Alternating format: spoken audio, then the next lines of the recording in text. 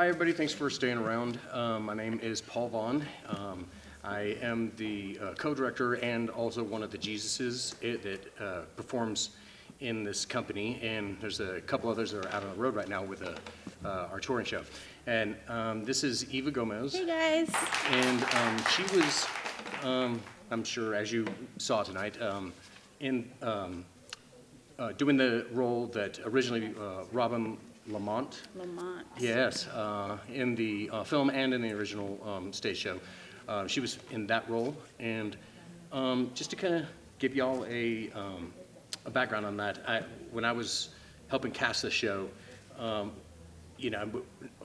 me or the director really had much of a choreography background, so we knew we needed somebody like that, but also somebody that was a powerhouse vocalist. So we were asking around, and several friends of ours pointed us to Eva. So that's how we discovered Eva and got her in on this show with us. Nice to meet you, Jesus. Yes, nice to meet you. So what we decided to do was we had y'all write some questions down, and we made a few of our own up. So we just decided to go ahead and start that tonight. And thank y'all for coming. All right. Well, let's start out with an easy one here. Okay. In the, I don't think, past the reprisal version, but in the original stage shows, the film and things like that, we had a couple of different people playing the Jesus character. Yes. What is your favorite Jesus? Oh, gosh. Well, over the years, God, are we starting at like the very, very beginning? Yeah, I think that's a good place. Michael Tabalak. God, I would almost say, it's a toss-up between Garber and Nathan. Yeah. So Stephen Nathan, probably. Yeah. Just because he was obviously original Broadway. A lot of people think that Victor Garber was the one who originated the role, and that would not be the case. It would definitely be Stephen Nathan. And I thought he brought kind of a new 70s vibe to the whole role. It kind of was very nostalgic. So very another vocal powerhouse. I'd have to go with Stephen Nathan on that one. I like that choice. That was also mine. I mean, I think it was kind of neck and neck, but I kind of see that's why my hair's similar, so I can kind of grow mine a little bit and kind of fall into line with that kind of thing. Nice. So. All right, I have a few good ones as well. So this is from some of the audience members. We have a fan here, by the way. She wanted to let you know. She saw you in some of the other performances. So she's actually touring with you. She's kind of touring, so she's here. And she wants to know, why do you think it is written for characters to use their real names in this production? Oh, wow. See, I think that's a really good question. My opinion on that is I believe it's to make any audience member or anybody that's watching it be able to relate to it, because it's not like a stock character or not like that. And any cast, if you see it again, it's a different cast. So you can kind of see how, it can be relatable to anybody. It's not just a niche play. So a community acceptance where anybody can kind of feel like they belong in this world. I think that's my opinion. Yeah, I understand. Okay. Good answer. All right. Well, I'm going to go with another one here. Okay. I believe this was somebody that was here tonight, and they wanted to know in the 10 characters, who is your favorite character? Oh no! Oh no! You're going to do this to me? Put you on the spot. No. Okay. God, I would probably say, if anyone who has seen the original Broadway and the movie, obviously we have a lot of original fans of Godspell here. Jeffrey Milet is probably one of my favorite characters, just because I really enjoyed his, vaudeville character. I enjoyed his personality and his vocals, very unique. And unfortunately, Jeffrey passed away. I believe it was back in the 80s, so he's no longer with us, but definitely got me inspired to do Godspell. And as everyone knows, I've done it multiple times. That's what they told us at the DCPA. Where we found you at. Yeah. So definitely would have to be Jeffrey Milet, who was part of the original Broadway and the movie as well. Awesome. Yeah. All right. So let's see here. This is an audience question.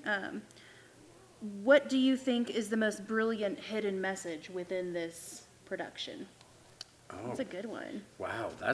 that's a tough one, actually. And that came from a Michael from New Mexico, who's also. Oh, okay. Yeah, Well, hi, Michael. Michael. Thanks for the tough question. Yeah. Glad you're here, Michael. Yeah. Hidden message. It's not religious, I would say. No, right? I don't think it's religion It's like a per se. community. I think that, It's yeah, about building a community. yeah, and right? I think it's that you don't need religion. Not that religion's bad, but I mean, just you don't have to have religion to have belief. And, Okay.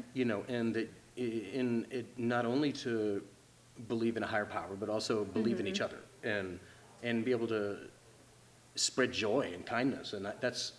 I mean, Like they display that in the movie and in and in the play that we're Right. in. But I think you can get the feel good feelings when you're watching it. But I think it's purposely being done, and that's what the characters are doing. Is they're joyful, they're happy, and Right. and I think it's almost like you just go, oh, that's a happy play. But no, I think that's a hidden message. It wants to make you Yeah. feel good, so you can go out and spread the same thing. I like that answer. Okay, well, Right. now this is one, I'm not going to tell you who, so you don't, tell them off for writing this one. Because to me, no. this is kind of a tougher question, too. Okay. This was a cast question Ooh. that somebody asked. They said Okay. they want to know what the relationship is between Jesus' character and your character, and what is the difference.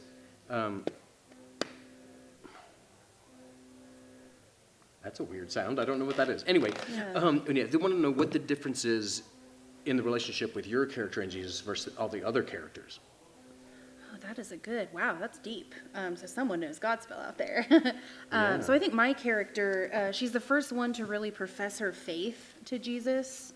So no one else really professes their faith before she does. It's kind of a tentative moment for my character because she's not sure if what she is doing is correct for her life.